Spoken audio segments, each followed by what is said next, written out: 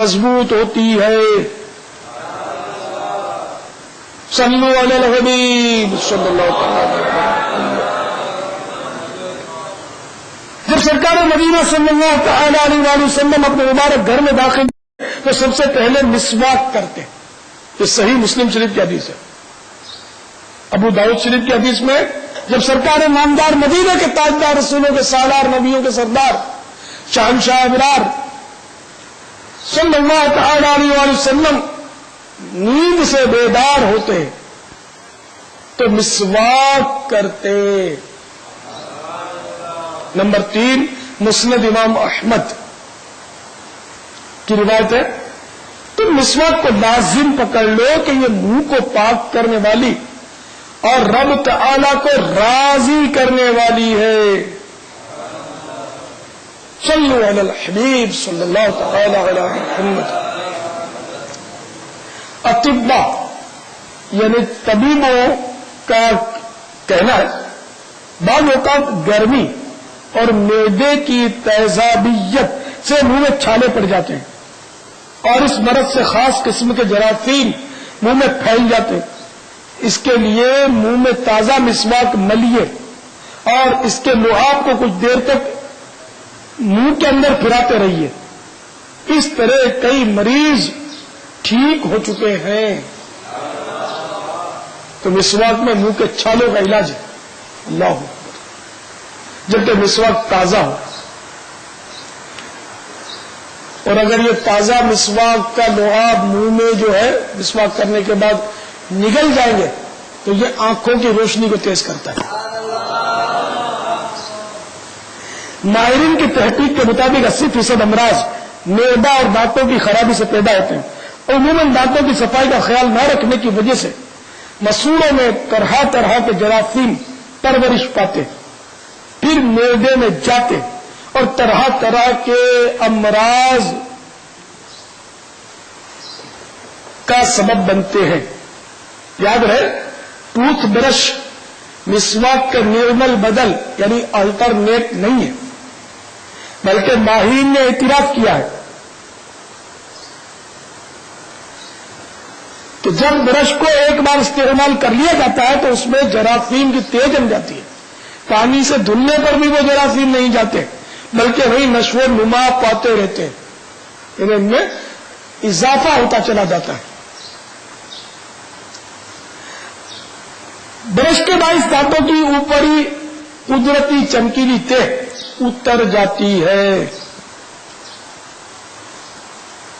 مزید کہتے ہیں برش کے استعمال سے مسوڑے آہستہ آہستہ اپنی جگہ چھوڑتے جاتے ہیں جس سے دانتوں اور مسوڑوں کے درمیان خلا یعنی گیپ پیدا ہو جاتا ہے اور اس میں غذا کے ذرات پھنستے سڑتے اور جراثیم اپنا گھر بناتے ہیں. اس سے دیگر بیماریوں کے علاوہ آنکھوں کے طرح طرح کے امراض بھی جنم لیتے ہیں. اس سے نظر کمزور ہو جاتی بلکہ بعض اوقات آدمی اندھا ہو جاتا ہے. ہو سکتا ہے کسی کے دل میں یہ خیال آئے کہ میں تو برسوں سے مسواک کرتا ہوں مگر میرے تو دانت اور پیٹ دونوں ہی خراب ہیں. میرے بھولے بھالے اسلامی بھائی اس میں مسواک کا نہیں آپ کا اپنا قصور ہے. میرا گناہ ہے شاید آج لاکھوں میں سے کوئی ایک آدھ ہی ایسا ہو جو صحیح اصولوں کے مطابق مسواک استعمال کرتا ہو. ہم لوگ اکثر جلدی جلدی دانتوں پر مسواک مل کر بلکہ مس کر کے وضو کر کے اٹھ کر چل دیتے ہیں. یعنی یوں کہیے کہ ہم مسواک نہیں کرتے بلکہ رسم مسواک ادا کرتے ہیں.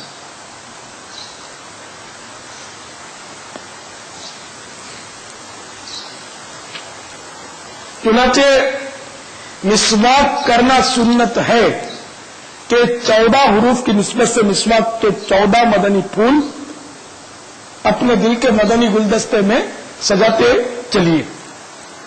نمبر 1 مسواک کی موٹائی چھنگلیا اس کو خنصر بھی کہتے ہیں چھوٹی انگلی تو مسواک کی موٹائی چنگلیا یعنی چھوٹی انگلی کے برابر ہو. مسواک ایک بالش سے زیادہ لمبی نہ ہو. بالش اس کو بولتے ہیں. ایک بالش سے زیادہ لمبی نہ ہو ورنہ اس پر شیطان بیٹھتا.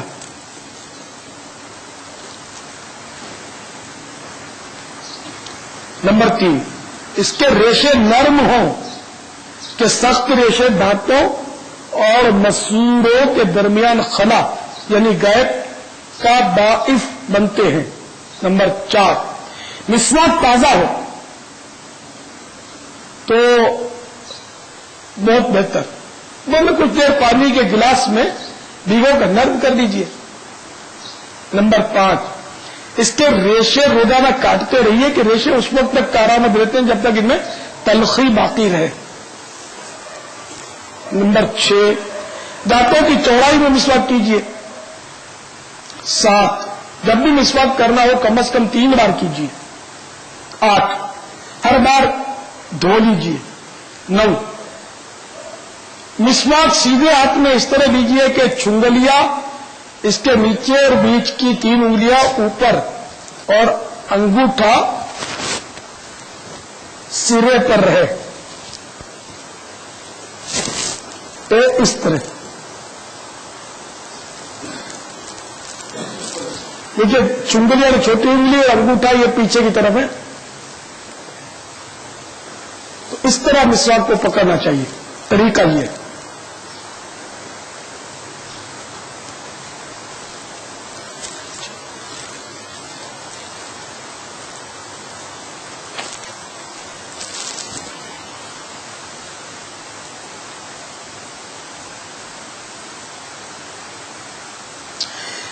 پہلے سیدھی طرف کے اوپر کے دانتوں پر، پھر الٹی طرف کے اوپر کے دانتوں پر، پھر سیدھی طرف نیچے، پھر الٹی طرف نیچے مسواک کیجیے.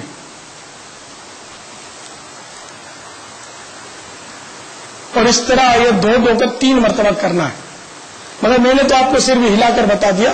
اچھی طرح مانجنا ہے جیسے برتن کو مانجتے ہیں نا، تو کچھ دیر مانجنا پڑے گا. خالی یہ کر کے اس طرح نہیں ہوگا، بلکہ اطمینان سے کچھ دیر تک. اتنا بھی تیزی سے نہ کریں ورنہ مسوڑوں میں زخم ہونے کا امکان ہے. زیادہ زور سے کریں گے. اس میں یہ احتیاط ہونی چاہیے کہ جو دانت ہے نا، دراصل دانت اس طرح جیسے بال ہے. یہ خود انہیں ہم بولتے ہیں کہ دانت میں تکلیف ہے، تو یہ ہم سمجھو کہ یہ ایک عرف ہے کہ ہم کہتے ہیں دانت میں تکلیف ہے. حقیقت میں دانت میں درد ہوتا ہی نہیں، جیسے بال میں درد نہیں ہوتا. بال کو کاٹو تو پتہ بھی نہیں چلتا. تو یہ دانت ہے. دانت کو بھی حقیقت میں دانت کو تکلیف نہیں ہوتی. اب دانت کو مارا تو تکلیف جو ہوئی نا، تو یہ حقیقت میں دانت کو نہیں ہوئی، یہ مسوڑے کو تکلیف ہوتی ہے. مسوڑا گوشت کا ہے. تو مسوڑے سے بچا کر مسواک کرنی ہے، ورنہ یہ مسوڑے کی جو یہ جہاں دانت لگے ہوئے نا،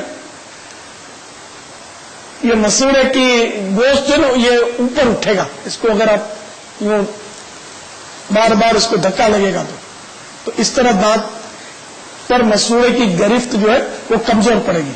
تو یہ صرف دانتوں کو رگڑنا ہے، مسوڑے کو رگڑنے میں احتیاط کرنی ہے.